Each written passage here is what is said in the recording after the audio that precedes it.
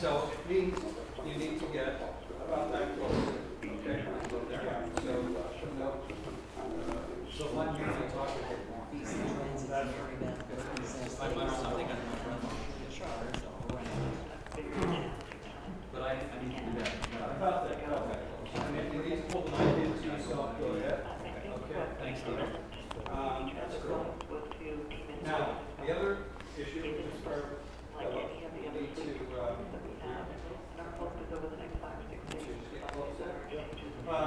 if everyone could project, that would be a good help. We're going to try to set goals. We're going to try to get you an increase so that you forget faults and everything. But transit is intentionally provoking a full-scale shutdown of bus service by cutting off payment and worker benefit premiums to all drivers, mechanics, and maintenance workers. As of 8 o'clock this morning, 122 trips have been canceled. Canada's Natural Resources Minister is encouraged that Quebec's premier is exploring the possibility of shutting oil into province.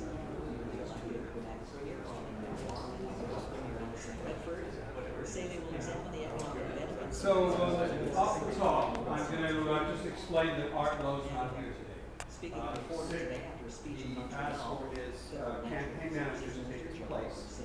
We took the position that since this is an all-candidate meeting, not an all-party meeting, it would be appropriate for the candidate to be here to be fair to the other candidates or a campaign worker to sit in.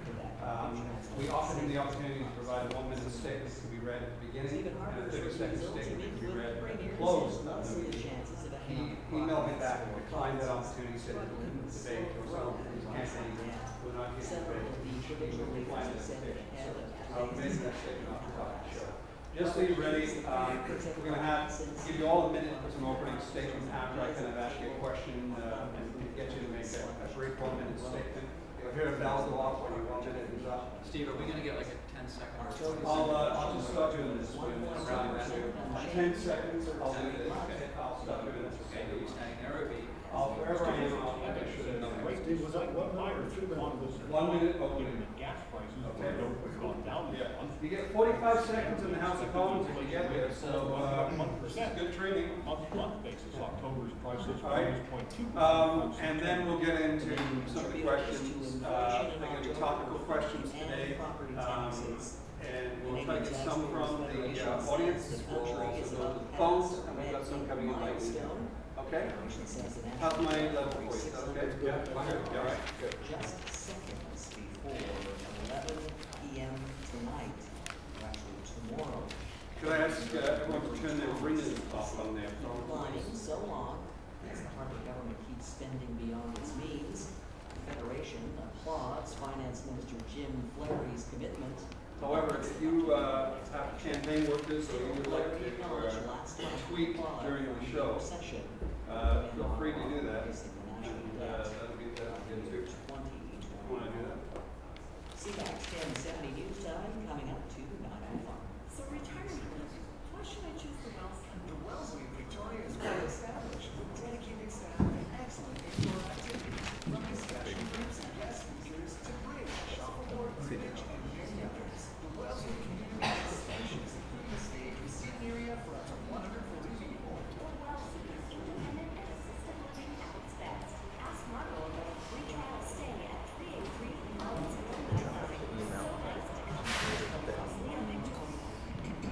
CFAX 1070 newsmaker for this hour is Canada's Finance Minister Jim Flaherty. Tell me his name, Jim Flaherty. I'll be over in the next few minutes, and you could win $8. Hello, sorry.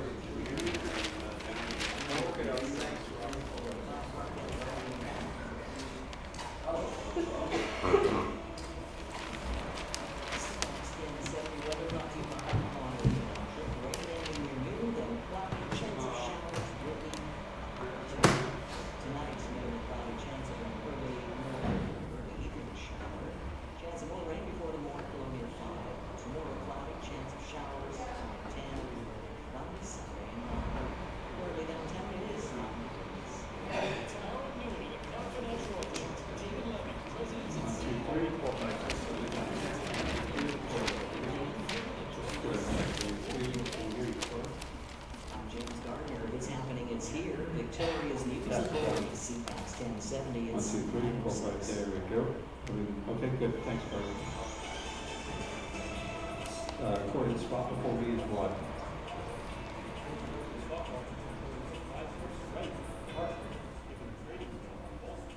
Thank you.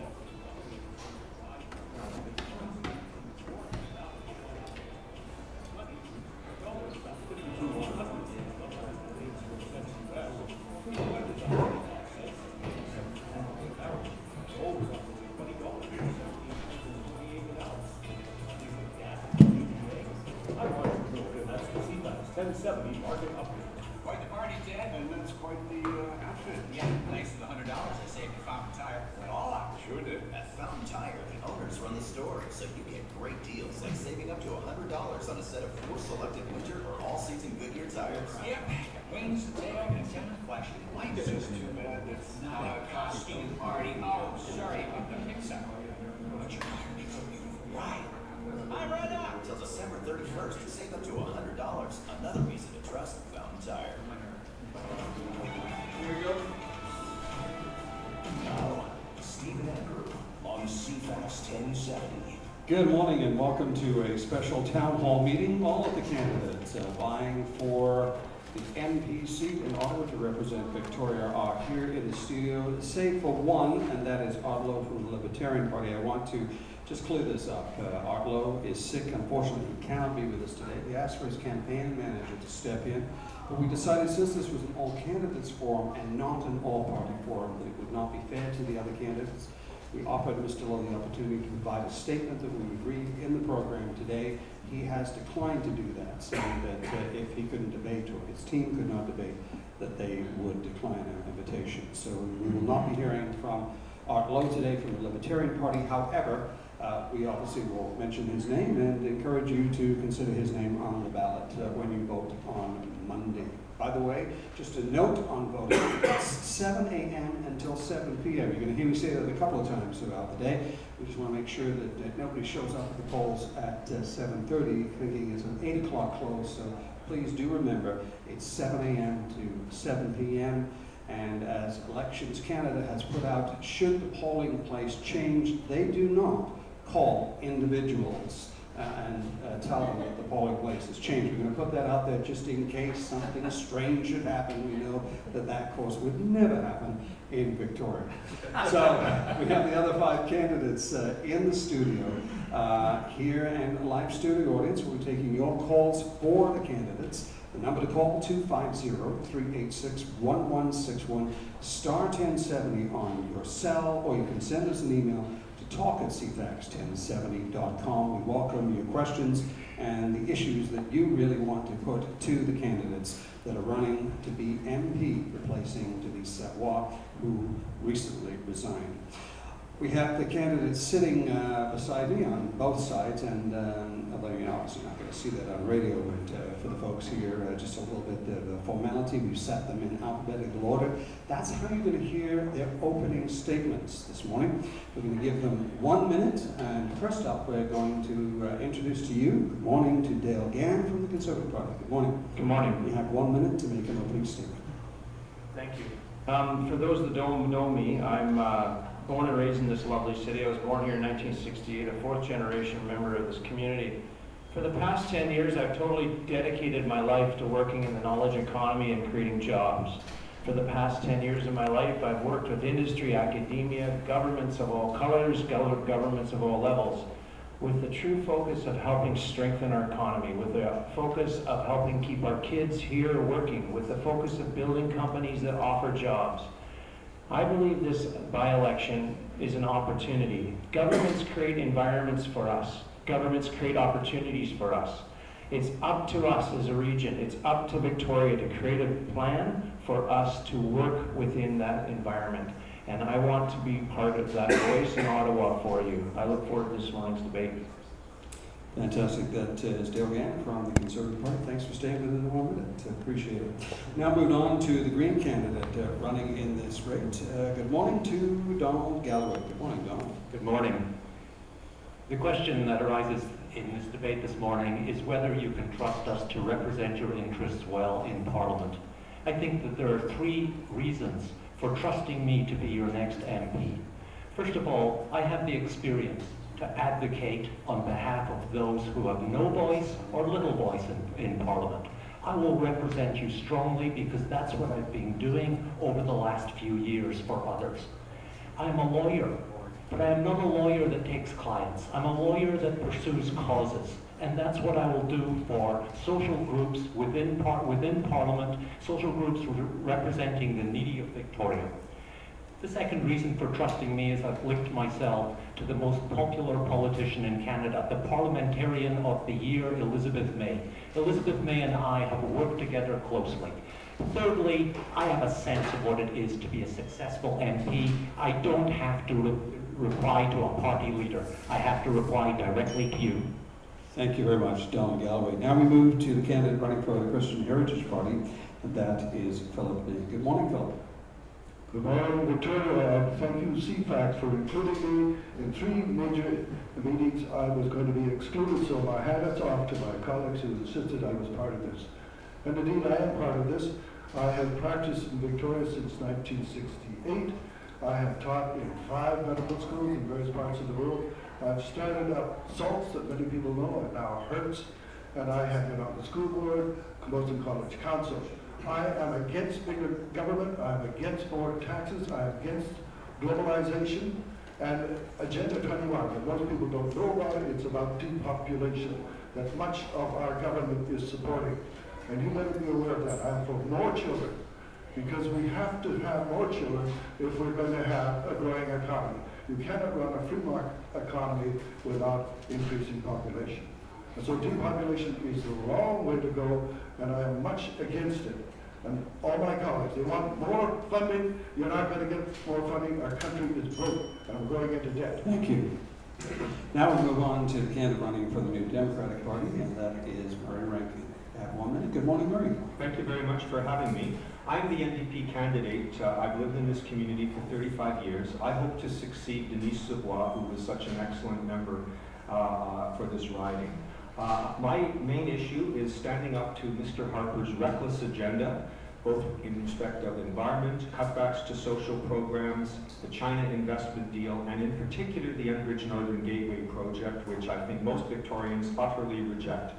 I want to be part of the largest official opposition in 30 years, and stand up every day to Mr. Harper in the House of Commons.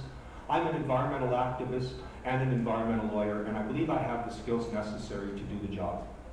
Thank you, Murray. Boy, you guys are short this morning. Just by the way, I just want to clear up any confusion to Philip and anybody else listening today, that Philip's comments about including him in the event today, by the way, actually came from CFAX 1070 and CTV. We wanted to ensure that everybody was included in this all candidates meeting, so we didn't want to exclude anybody. We now move to our final candidate making their 1 minute opening statement, running for the Liberal Party of Canada. Say good morning, please, to Paul Summerville. Paul. Good morning, Victoria. My name is Paul Summerville. I'm the federal Liberal candidate in this election. I'm an adjunct professor at the University of Victoria, and I'm against the Enbridge pipeline. But I'm trying to stop the secondary sewage treatment plant, what I call the billion-dollar boondoggle, from being built. And the reason is simple. My campaign has been based on one single issue, and that is that public policy needs to be evidence-based. It needs to be scientifically and fiscally responsible. And the reality is that the billion-dollar boondoggle, which is being imposed by the Harper government and supported by the NDP, is fiscally irresponsible and provides no net environmental benefit. But what I picked up at the doorsteps over the last 4 or 5 weeks is a terrible impact this is going to have on families and businesses in Victoria, as a sewage tax prices families and businesses out of our great city. A vote for me is to stop the secondary sewage treatment plant. Thank you. Thank you. There you have it. 5 candidates making their opening statements, in addition to the candidate that is not with us today, Art Lowe from the Libertarian Party. We'll take a quick break. When we come back to our town hall meeting, we are going to discuss one of the issues in the news today. The Greater Victoria Chamber of Commerce and Tourism Victoria coming out and saying they support, this is their words, they support sewage treatment. You're listening to a live town hall meeting with candidates running for MP in Victoria. I'm Stephen Andrew. Celebrating their 150th anniversary, that presents the Innovations in Style on now at Sawyer Sewing Center. Sewing machines starting at $249. Purchase the heavy-duty calf limited edition select at $4.99 or the limited edition expression at $10.99 and receive a free BAP anniversary kit. Plus, all BAP embroidery machines are on sale. Great financing available OAC during the BAP Innovations in Style event at Sawyer Sewing Center. On Douglas across from Uptown. Hi, this is Terry Moore. Join us this Saturday, 4 to 5 p.m. for Motorline with Mike Salkis of Speedy Auto. We'll talk about a full range of automotive care, from brakes to transmissions, keeping you up to date on everything you need to know, what to consider as the seasons change, maintenance tips, repair advice, and Speedy, if you're somebody, or somebody needs to know this information. Motorline with Mike Salkis of Speedy Auto this Saturday, 4 to 5 p.m. on CFAX 1070. A shared passion for power and performance and innovative techniques. That's Integrity Sales and Husqvarna. As a Husqvarna dealer, Integrity Sales carries all Husqvarna power equipment, from brush cutters, weed eaters, chainsaws, lawnmowers, lawn tractors, to a full line of parts and accessories. Count on Integrity Sales to keep you working efficiently with the power of Husqvarna. Integrity Sales, your Greater Victoria authorized Husqvarna dealer. 2180 King Cross Road, where the professionals shop. How Bell makes streaming video better. Claire from Burlington asks, I'm looking for a new superphone that can stream video without buffering. Any suggestions? Claire, you should consider the Samsung Galaxy S3. It has a beautiful large screen and a super powerful processor. Plus, with Bell, you get blazing fast LTE speeds that make video streaming smooth and fast. The Samsung Galaxy S3 deserves Canada's largest LTE network. Visit a Bell store for details. Bell, streaming video just got better. The biggest movie screen in all of BC is giving you the best value in town. IMAX annual passes are on sale now. See all the IMAX films you want, anytime you want, for one low price. New for 2013, every pass includes admission to the IMAX Film Festival, and for a limited time, a concession coupon worth over $10. Get your IMAX Victoria annual pass at the National Geographic Store or at IMAXVictoria.com and go big. Introducing the online mall at morerewards.ca. Just in time for the holidays. Now you can do all your shopping online and earn more rewards points from your favorite online stores, like Old Navy, Lids, the Apple Store, and more. You'll earn one more rewards point for every dollar you spend. Plus, earn 3 extra points per dollar when you pay with your More Rewards MasterCard. The online mall at morerewards.ca. No other mall offers you more. Now, Stephen Andrew on CFAX 1070.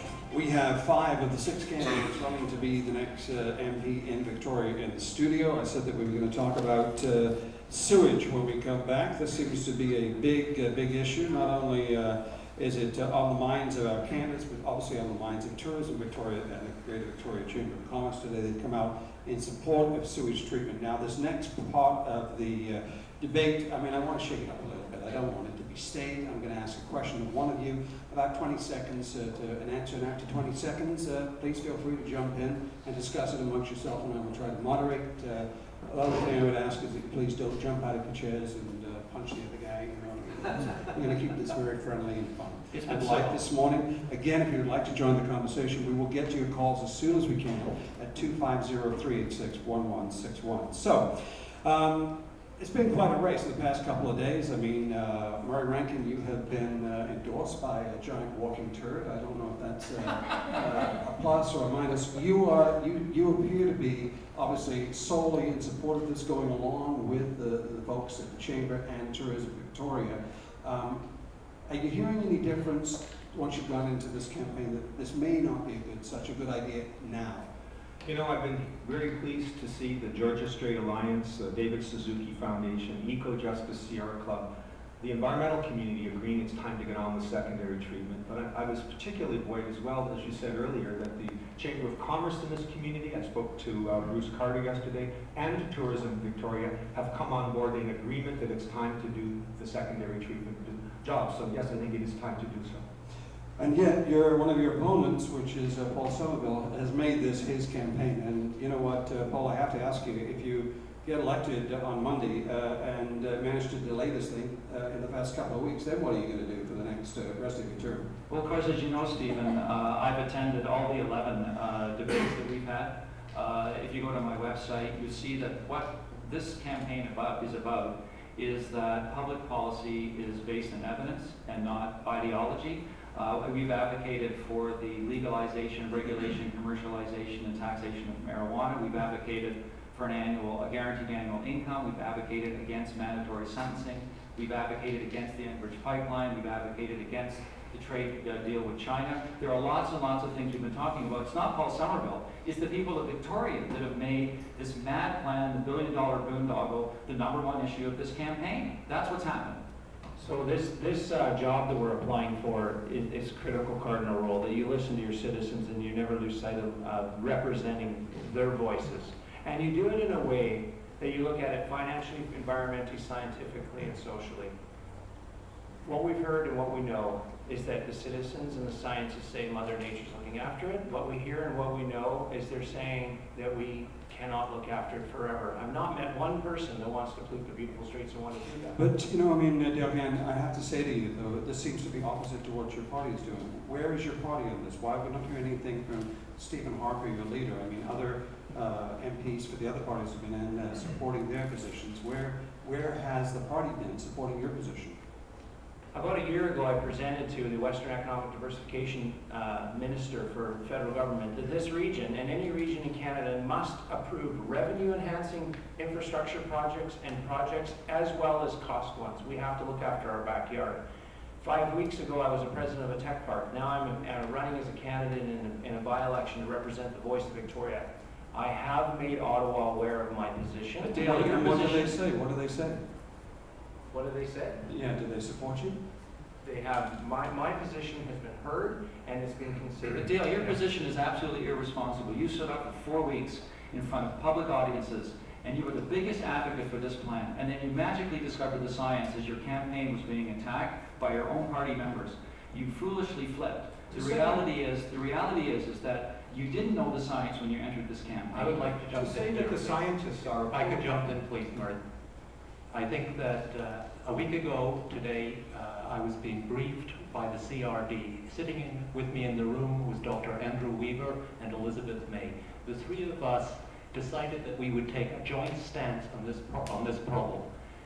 I would much prefer to have our local Nobel laureate on my side than Mr. Floaty.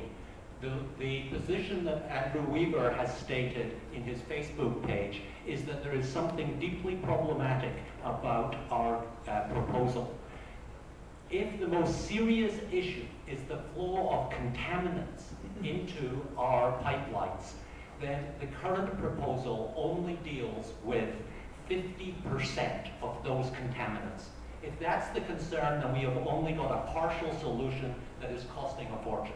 Let me I will get to everyone who said thank you, Don Galloway. Let's just go to Murray Rankin. Well, to suggest that the scientists are all of one view is patently false. David Suzuki is a scientist who came out and agreed today that we need to get on with it. Not in true. addition, Not true. to get on with the treatment, to no longer, in his words, use our ocean as a dump. Those were the words he used. But the predication, this entire decision of the provincial government was predicated on science. We've had scientists since 2006 studying this. There's a number of reports. To suggest unanimity in the scientific community is patently false. So why don't we wait just a little bit longer and see if we can get some consensus among the scientists? Getting consensus among scientists is like getting a consensus amongst economists. So what you're saying is are you saying then, Murray, that those that are pro-sewage treatment are the only ones with the correct opinion? Absolutely. I'm not saying that. I'm saying that there is a definite difference of opinion without doubt on the science, but the science on which this is based is clear. It's here for Canadian pragmatism. I am a skipper, sail on that water, I'm a scuba diver, I dive in that water, I'm a physician, I know about bacteria. Look, what do we do in the country? We have septic tanks, and that is primary and secondary. What comes out of the effluent of a septic tank can go straight into the water. The solids can be used for fertilizer, and it is far less expensive. Expecting the federal government to give you money won't happen. So it's a pie in the sky, gentlemen. To say that the science is divided is absolutely untrue, and to say that the science is definitive is untrue. There was a report done in 2006, the CFAX report, which was very clear that the science was unclear, that there was no net benefit from a land-based strategy to deal with our secondary sewage. The reality is there's an army of marine biologists, people who love the oceans, public health officials, who are absolutely unequivocal that there's no net benefit from this strategy. Okay, Paul Summerville, now I'm going to go to Dale Gannon, and I'll come back to you. Well, and I find it interesting that we're running again for a job to represent our city and our beautiful region. And Paul, you say to me that you're concerned that I've changed my mind and that I'm being integral to this community. And I agree that the science and the engineering community haven't decided how to fix the problem. Why are you happy that I'm doing that? Because this is about Victoria.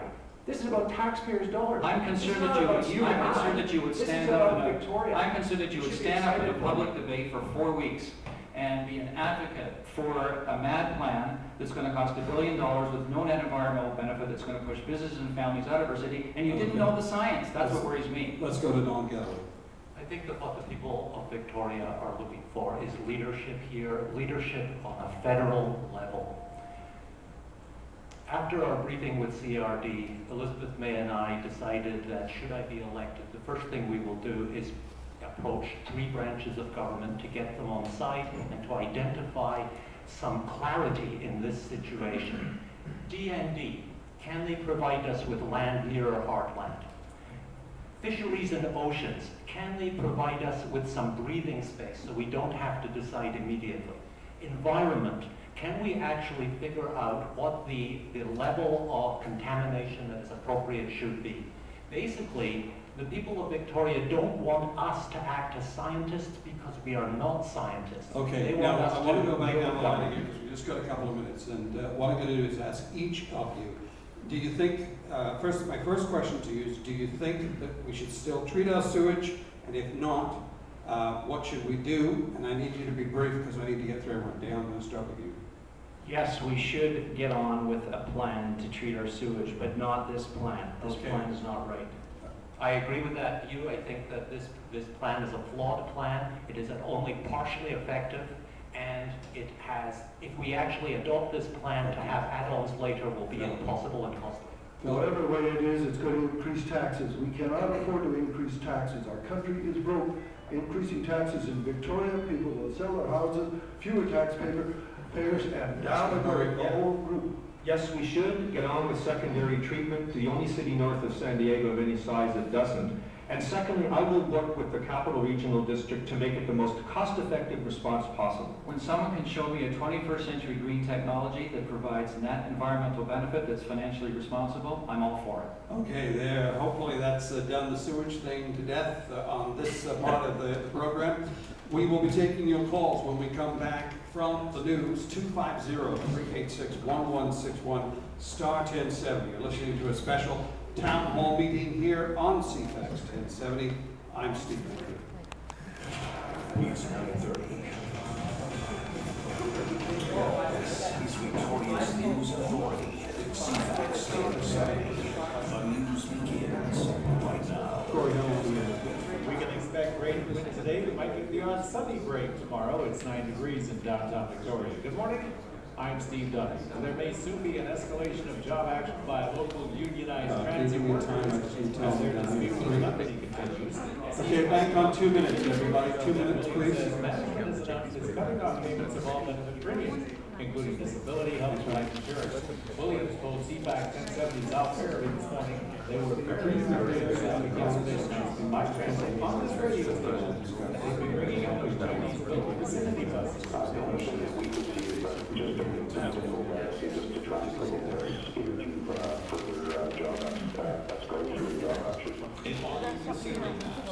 that's something that's always a possibility. The way we look at it, BC Transit is trying to shut down the system. I mean, it looks more like a lockout. Transit spokesperson is a very person says the wording in the contract states that during a job action, the union assumes the premium. So far, there's only been a ban on uniforms and overtime. Williams said the union will not consider to be committed all options. A staff schedule that came out today with its latest inflation numbers. The BC rate is down. I should say the Victoria rate is down from 0.6 to 0.3% September to October. I mean, BC rates that also takes a down lot. from 0.7 to 0.5, while the national rate stayed the same. Congratulations, the first test of the job, we have to continue to do that rate. Higher than anticipated by economists, given the gasoline prices went down during the month.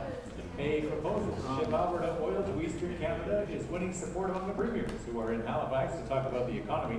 Host Premier Darrell Dexter of Nova Scotia says shipping the oil east could boost Atlantic Canada's energy infrastructure. Manitoba's Greg Selinger sees it as an opportunity to build national energy security. The Harper Conservatives are against the Liberal leadership candidate Justin Trudeau, as the poll suggests his popularity is growing. The Canadian Press Harris Destin survey suggests Trudeau will lure votes away from all parties, including the Conservatives.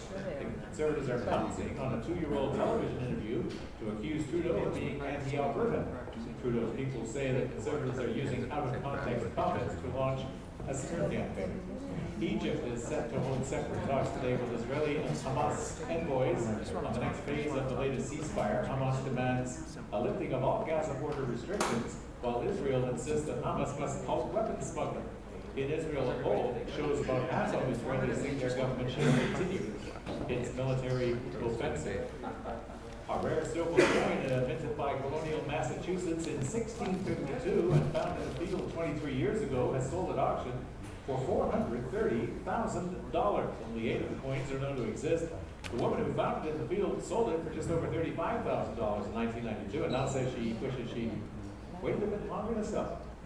And the winners of the $46 million jackpot in the Lotto 649 draw of 9 days ago have come forward. Joanne and Dwayne Thompson of Lethbridge, Alberta, say they plan to use their winnings to retire, help their family, and donate to favorite causes. It was the 3rd biggest Lotto 649 jackpot in history. CFAX News Time is 9:32. Whether it's the magic of falling snow, glittering white tutus, or the familiarity of that bright, iconic music, the Nutcracker reminds us of the excitement that comes during the holiday season. My daughter was the ballerina. By the time the last Nutcracker presentation was done, it's just running a suicide. Visit dancevictoria.com whatever for topic. videos and ticket information. Some of the Dance candidates Victoria is proudly sponsored by participated in it. After the news at 9, we call them to listen to the Benning residents on Chivo Place. Okay, folks, take your Not seats, get a please. correct answer to our news poll question. So after the news at 10, our prize will be Search YYJ, you'll get everything that's Just reminding anybody who wants to talk about it, if you could just move on to mute, please, that'd be great. Highs near 10. Philip, we're going. Lows still down to around 5. Right now in downtown Victoria, it is 9 degrees. Your home renovation project can be easy when you start at the Finishing Store. Visit them at 780 Topaz Avenue or online at finishingstore.com. I'm Steve Duffy. What's happening? It's here. Victoria's News Authority, CFAX 1070. It's 9:34. Now, Steve and Andrew on CFAX 1070. Welcome back to our town hall here, live at our CFAX 1070 studios at the corner of Broad and Pandora. 5 of the candidates running to represent you in Ottawa are here to take your questions at 250-386-1161 star 1070. Email is up and running at talk@cfax1070, and the conversation continues on Twitter at CFAX1070. We'll get to your calls in just a second. One of the candidates, I'd just like to remind you, is not here today. Art Lowe from the Libertarian Party is sick, so you will not be hearing his comments today. Candidates, just before, if you're going to be jumping in, just make sure that you identify yourself, because obviously here in the studio we know who's talking, but at home, in the car, and at work, people are not aware of what's going on. We're going to go to the phones right now. We're going to start things off with Ron. Ron, good morning. Welcome to CFAX 1070. Go ahead with your question and your issue this morning, sir. Thank you very much. 2 weeks ago, the Vancouver Sun obtained an internal email from the Federal Fisheries Department document that revealed a new organizational chart, and the new chart placed the Northern Gateway liaison position reporting directly to its Executive Director of National Ecosystems Management. Now, this document exposes, as far as I'm concerned, the Harvard Conservative plan of putting the oil industry ahead of BC fishing, tourism, and other coastal industries, as well as our pristine coast. So my question is, given this one secret political agenda, what will your party do to speak for our environment and coastal industries and stop this pipeline and associated oil tanker traffic, which a clear majority of British Columbians and Victorians do not want? Let's start off with Murray Rankin. Murray. I've spent the last year of my life volunteering as the legal advisor to Adrian Dix in the hope that if they become government, we can stop the Enbridge pipeline. I believe that the DFO report to which you refer is frightening. It demonstrates that what Mr. Oliver has already told us, the Federal Minister of Energy, and that is that they believe it's in the national interest. Well, I don't, and I'll stand up against it. Galloway.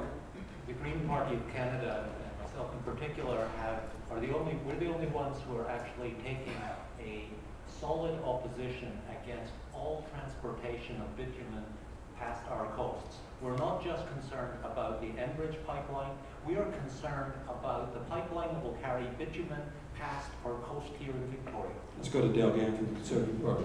Ladies and gentlemen, I think we have to recognize that we're blessed as a nation to have resources. We must learn how to steward them in the most responsible, financial, environmental way.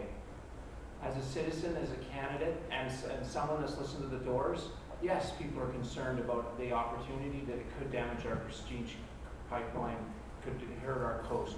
But let's listen to the independent body. Let's go forward and have that process completed. Let's all read it. Let's all think about it. And then let's take our collective voice to Ottawa after we've read the document. Let's go to Paul Summerville from the Liberal Party. Well, we need a rigorous regulatory process, and it's pretty clear that the Enbridge pipeline, as I like to say through this campaign, is nuts.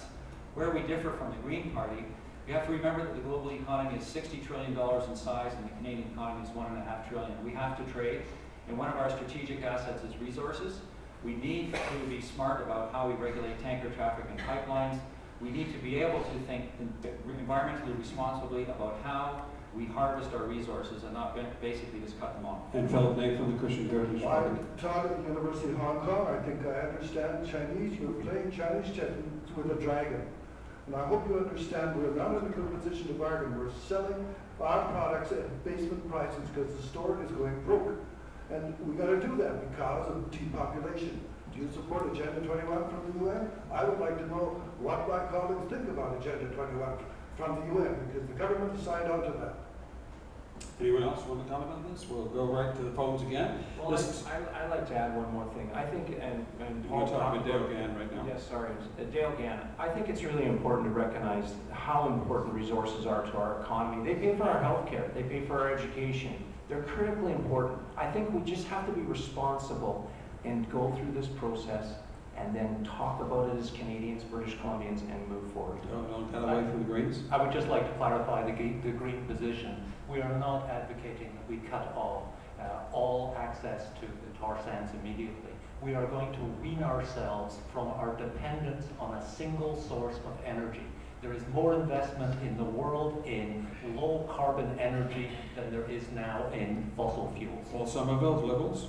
As I've been advocating through this campaign, we believe strongly that we need a carbon tax, and a carbon tax will reshape the Canadian economy and make it a 21st century economy less dependent on fossil fuels. But in the meantime, we need to be smart about how we harvest our resources and the regulated process about how we harvest them and transport them. Let's go back to the phones. This time we're going to speak with Mehdi.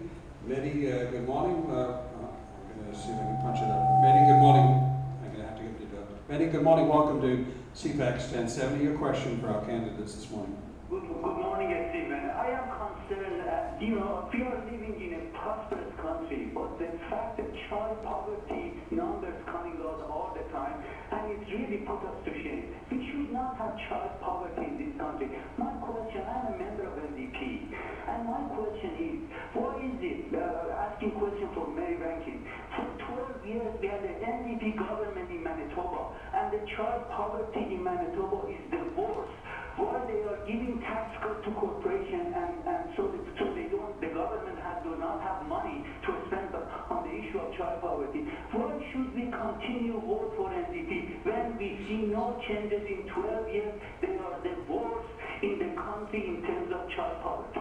Okay, thanks for your call, really appreciate it. Let's go to Murray. This question for you first of all, then everyone jump in after 20 seconds. It's tragic, as we heard this week, that 1 in 7 children in Canada live in poverty. That means 1 in 7 families live in poverty. And I think my goal as a federal politician would be to collaborate better with the provincial governments because, of course, they deliver services, frontline services to children in poverty. First Nations, of course, responsibility of the federal government. We need to work closely with them. I'm committed to a Poverty Reduction Act, as so many provinces of all political stripes have, except the Conservatives don't want to admit this is a critical problem in our country. Paul Summerville. Canada spends about $130 billion a year on welfare supports, and our child poverty outcomes over the last 50 years have got worse, not better.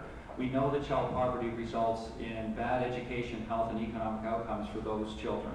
We need a guaranteed annual income. A guaranteed annual income would be part of an important framework to instantly remove income poverty. So how would that work for those that aren't familiar with guaranteed annual income? Well, it's actually based on the research of Milton Friedman, the right-wing economist. He has something called a negative income tax.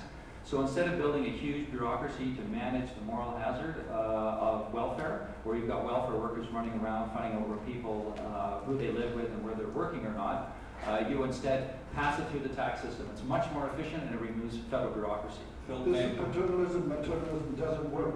You're inadvertently reinforcing maladaptive passive behavior. And if you understand that process, you understand it can't work. So what are you suggesting then, Philip? I mean, do we just leave these people to struggle for themselves, or do we try to help them? We need more children. More children create real jobs. More children could be more children in child poverty, and that just doesn't make sense. I'm asking you, what are we going to do with the people that are on welfare now? Let's say that you have a gay couple that are out there, and they're in a situation where they're not maybe surviving. Do we ask them to go out and have more children? I mean, your plan doesn't seem to be. Or are you an advocate? I'm asking you questions. I mean, I'm not just a moderator, I'm the host of this talk show, and I'm asking you a question. If you want to answer the question, go ahead. If you don't, that's fine. I'll answer the question. You don't understand that people are an asset. Always, in every country. You go to the Philippines, Bill Clinton said, people are an asset. Do not get rid of your people. We need more children. Children create jobs, believe it or not. Okay, but what I'm saying to you is, what do you do with the people on welfare now? Do you help them, or do you just leave them to fend for yourself? That's the question I'm asking you. You give them more welfare, and it never works. Right. Okay, let's go to Dale again. All right, as an individual that's lived here, and we used to have a homeless conversation recently, $900 is not enough of an annual or a monthly income for anyone. You can't live and have a home and have food and live with $900. Right now, one of our senators, Hugh Siegel, is advocating a plan for this guaranteed income. And good on him. And we should get behind him. It's tough. It requires all levels of government to come together, and I support this principle. The other important thing is we got to higher our education levels, and we got to bring those kids bring opportunities to those kids and show, this is so important. It's absolutely important, but $900 is not enough for a single mom or family. And what about, individuals? Yeah, individuals. Are you just talking about families or individuals? No, for individuals. Okay, let's go to Donald Galloway. Can I get back to Matey's question? And that is, why is it that the worst situation is in a province where we have a socialist government? And I think that the nature of the question suggests that, in fact, we are failing on this question, no matter how positive we are in terms of protecting social rights. And I would suggest that our failure is because we don't see ourselves as others see us. Others see us as 24th on the list of 35 countries. Others, such as the Committee on Rights of the Child, see us as failing to deal with Aboriginal children, African Canadian children, the disabled. We need infrastructure to build a success. Paul Summerville. The Very reality, quickly, because we've got to go for a break. the reality is, Don, is I've heard you at a whole bunch of these conferences, and you're the socialist. You know, you're the one who wants to shut down resource industries and prevent, through a moratorium or a complete blockage of pipelines, resources being moved to the global economy. Your strategies on the economy would be a disaster for Canada. Rankin? Manitoba is a province with a very large Aboriginal population. The federal government has not stepped up and found creative solutions to deal with Aboriginal poverty in this country, and that's a crying shame. To talk as my conservative opponent just did about $900 not being enough, I remind him that that's a provincial responsibility. The federal government's Canadian social transfer gets less and less every year to help the provinces. More taxes. So, again, it's a very good question. Where is the Conservative government on this?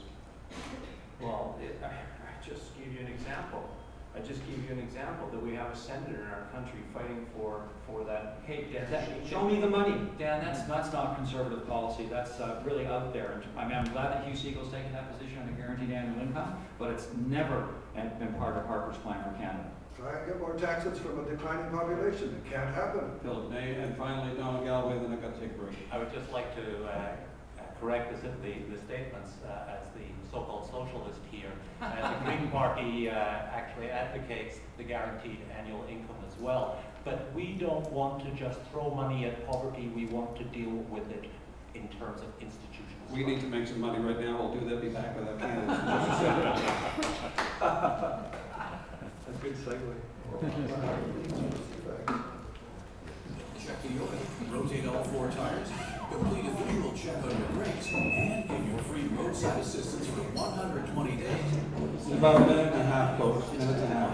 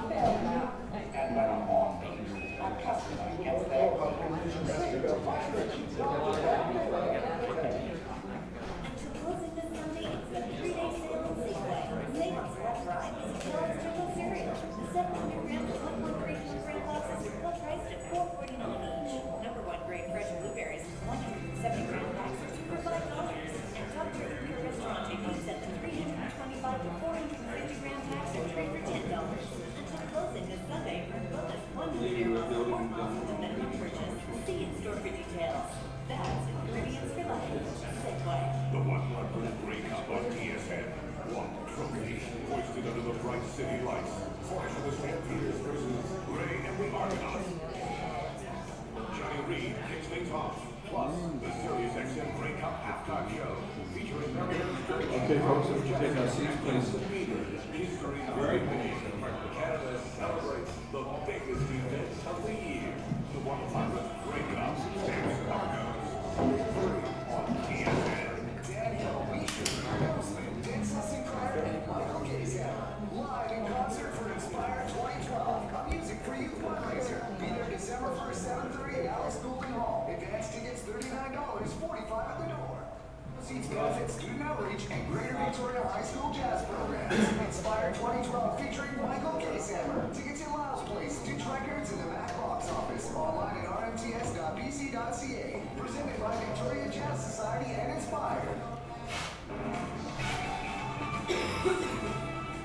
Now, Stephen Andrew on CFAX 1070. 5 of the candidates running to be the next MP in Ottawa for Victoria are in our studio. I should mention that Art Lowe, the libertarian, is sick today, cannot be with us. We're going to get back to the phones right now. We are going to go and chat with, Lucy, pick up here, Eric.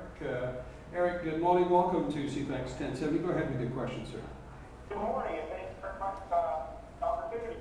I'm very curious. I've seen the welfare system firsthand. And I'm wondering what the candidates propose to do, or at least propose to take to Ottawa, that perhaps we revamp this entire system and retrain the with people on welfare rather than trapping them on it and not allowing them to move forward. Okay, let's go to Dale Gannon, get you to answer that question first. What's your policy of welfare issues? What can, I guess, the federal government do to encourage maybe the provinces to revamp the welfare system? Well, obviously what we've seen provincially is not working. We've just talked in the last few days about a report that is alarming, obviously, and so it has to be a concern for citizens in our community, and I think that it has to be voiced into Ottawa, and we have to work to see if we can get a better transfer of funds from the feds to the Do you think that's possible? Well, the option of leaving the current status is not good. The report card is bad. So yeah, we got to get on with it. We're a caring nation. It's not good enough.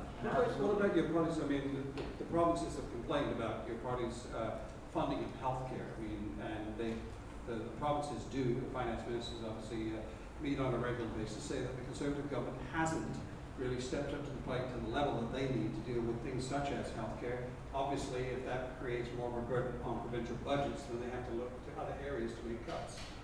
The federal government is committed to the provincial government its funding for 5 years with an annual 6% increase. Healthcare is one of the greatest concerns to our nation, the rising cost of it to our communities. It's challenging, but let's be sure and know this, the listeners. The federal government is committed to 5 years so that you can plan your healthcare in British Columbia with an annual 6% increase. Donald Galloway from the Greens. As I pointed out the other night in the large omnibus budget that went through last session, the only reference to poverty was in the cancellation of a national welfare advisory group, whose job it was to advise the government on how to spend monies in this regard. I think that the government is clearly cutting back on social services, and I think that the job of the MP is to hold them to account, to expose what they're doing, and to expose the way in which they are wasting funding as well. The federal government has what they call the Canada Social Transfer. They make block transfers to provincial governments, and they don't enforce the rules. You mentioned, Stephen, the Canada Health Act. Excellent statute, clear principles. The government of Canada doesn't enforce those rules. So when a provincial government like Christy Clark's decides to stand up for a 2-tier Medicare system, I'm going to stand up to Harper and demand that they enforce the Canada Health Act. That's just one example. All right, Rankin, now to Paul Summerville. The best welfare systems need to be designed as a hand up, not a handout. And what we need to do is change our tax system so that people who are on assistance can then go into the workforce, if they're capable and able, to earn money that isn't immediately taxed at the top tax rate. So one of the things we've been advocating along with the guaranteed annual income is that the next $5,000 in earned income is tax-free. Right now what's happening is that first dollar that's earned is taxed at the top marginal rate. What you want to do is draw people out of the poverty trap, which welfare creates, and open the door to the middle class. Bill May from the Christian Heritage. It's not as easy as you think. I don't know if people understand the condition passivity. You give money or attention for sick, helpless behavior. You can't even diagnose a healthy report. You don't get paid for it. So we've got to encourage people to take charge of their health. We've got to encourage people, and it's not so hard, to take charge of their welfare. The welfare system has never worked anywhere. It deepens our debt. That means people are out of job, and the whole thing spirals downward. We can only do it differently. My party is different. Anyone else want to make a comment? Okay, done. Let's talk about the economy right now a little bit more. Obviously, I think one of the biggest issues that faces us right now is the pressure of budgets. So I'm going to go reverse. I'm going to start with you, Paul Summerville. What primary budget measure do you think that your government could bring in that could make a change, that your party could bring in? And I need to give you each about maybe 30 or 40 seconds. Well, one of the things that I talked about when I was chief economist of RBC Dominion, Canada's largest investment bank, was the need to design a tax system which steers the economy in a way that's environmentally and economically responsible. And so there are a few things that I've been talking about in addition to sewage. Number one is a carbon tax. We need to create a 21st century green economy that reduces its dependency on fossil fuels because of climate change. We need to legalize, regulate, commercialize, and tax marijuana, which could raise, incidentally, about $500 million a year here in BC alone. Let's go to Rankin. I believe that we have a vibrant $2 billion a year knowledge economy now in this city, and I salute the people who are the leaders that produced that result. We've got to build on it.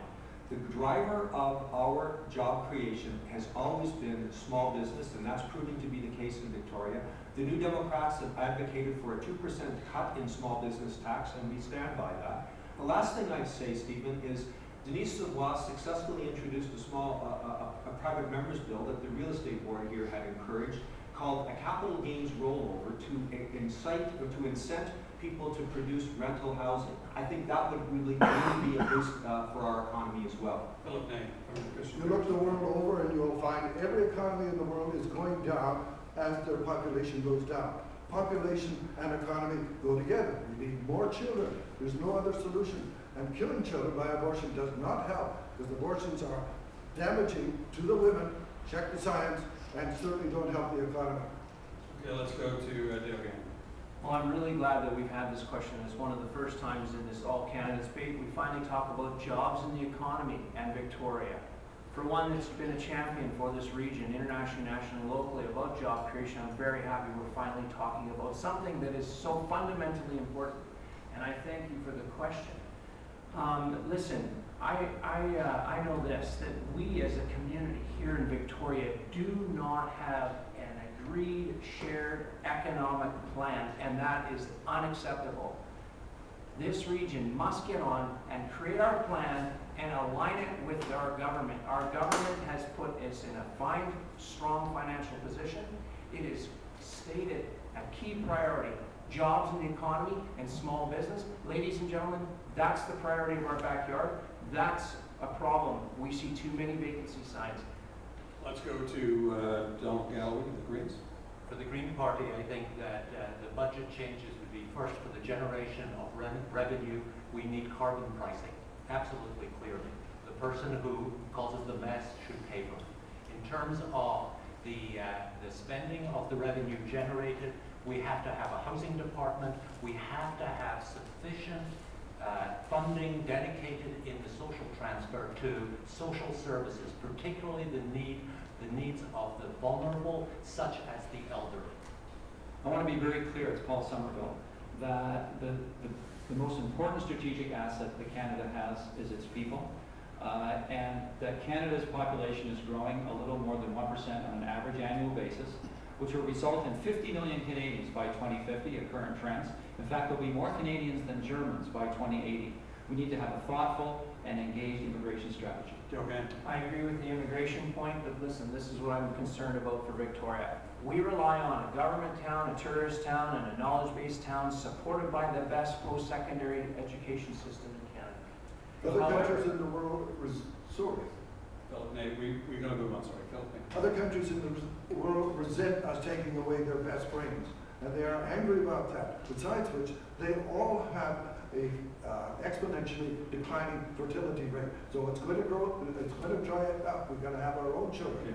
Let's quickly go down, Galloway, if we can get you to roll again. Well, as the immigration lawyer here, I think I want to say, of course, immigration is a serious matter, and we have to do it properly. We have to take discretion away from the minister who thinks he knows best, and actually go back to a system that tailors our needs to the gaps. Very quickly, give you 10 seconds. Our government has a jobs plan. I've been a champion for creating jobs, and I want to know where the NDP jobs plan is. I've not heard it or read it. Okay, now we're going to have more questions when we come back at 250-386-1161 star 1070. Another half hour of this town hall forum. And then if you would like to email your questions, talk at cfax1070.com. When we return from the break, each candidate in this room will have an opportunity to pose a question to another candidate. Find out what that is and how the candidate responds right after the news. Yes, Victoria.